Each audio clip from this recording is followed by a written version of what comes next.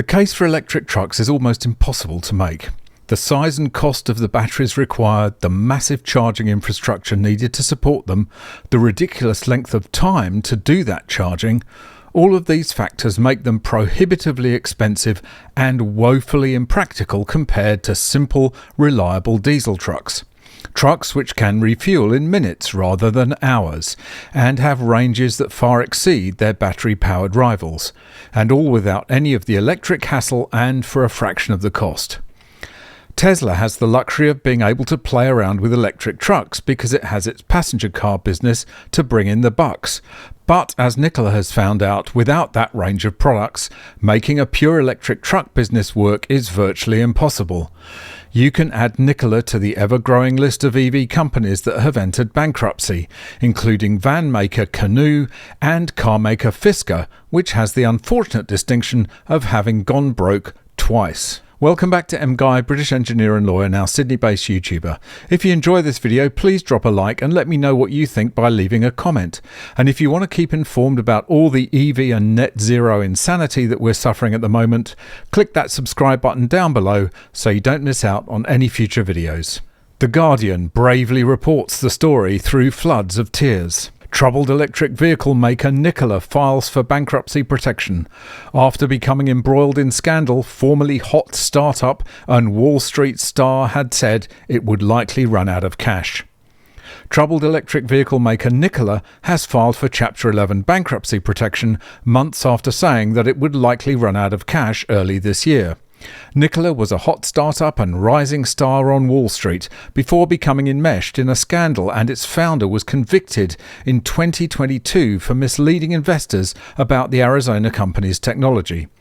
At the trial of founder Trevor Milton, prosecutors say a company video of a prototype truck appearing to be driven down a desert highway was actually a video of a non-functioning Nikola that had been rolled down a hill. But the hype around the company was immense. In 2020, Nikola was valued at around $30 billion, exceeding the market capitalization of Ford Motor Company. The company has had difficulty scaling its business, which mostly focused on EV trucks. In the third quarter, Nikola produced 83 trucks but recorded a net loss of almost $200 million. It produced 77 trucks in the second quarter with a net loss of nearly $134 million. Nikola filed for protection in the United States Bankruptcy Court for the District of Delaware and said on Wednesday that it has also filed a motion seeking approval to pursue an auction and sale of the business.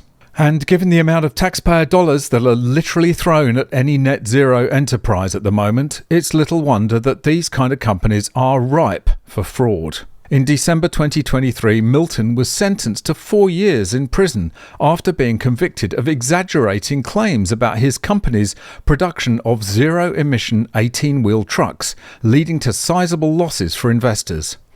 Milton was convicted of fraud charges, portrayed by prosecutors as a con man 6 years after he had founded the company in a basement in Utah. Prosecutors said Milton falsely claimed to have built its own revolutionary truck that was actually a General Motors product with Nikola's logo stamped onto it.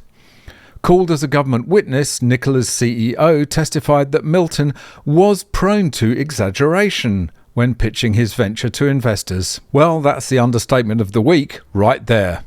And the news of Nikola's demise comes as a new paper is published in PLOS, Sustainability and Transformation, which claims that bigger EV batteries are causing more environmental problems than they are solving. And this is obviously even more extreme in the case of the ridiculously huge batteries in electric trucks. Supersized electric vehicles, EVs, will not solve the climate crisis. Electric vehicles, EVs, are growing in size along with their increase in market share. At the same time, auto producers are responding to range anxiety by increasing battery capacity.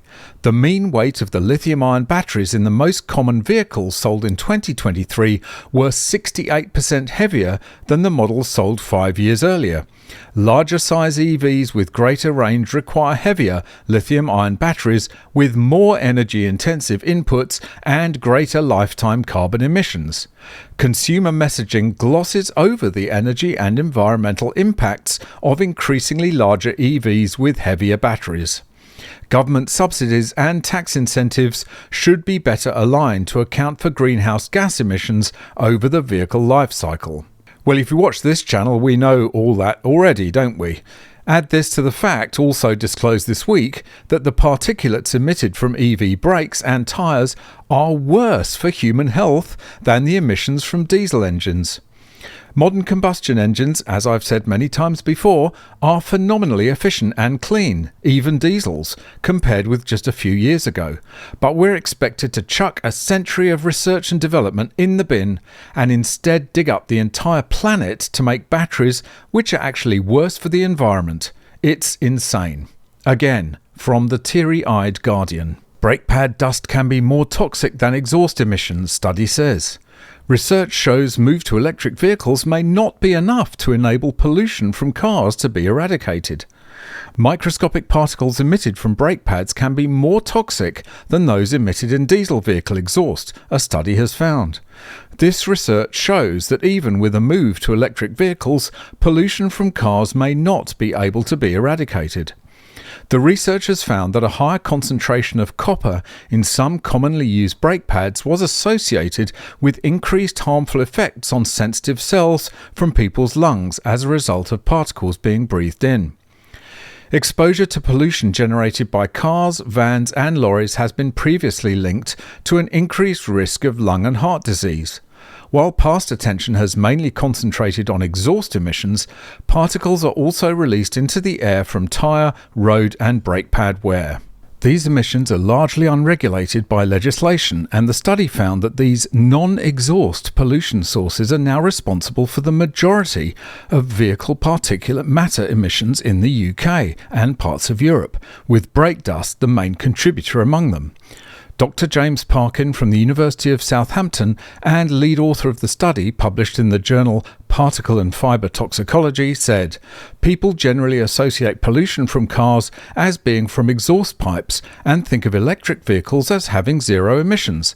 However, electric vehicles still produce particulate matter due to friction and wear of the road, tyres and brakes." So the move to EVs is really nothing about improving air quality, as some people believe. It's all about that harmless trace gas carbon dioxide.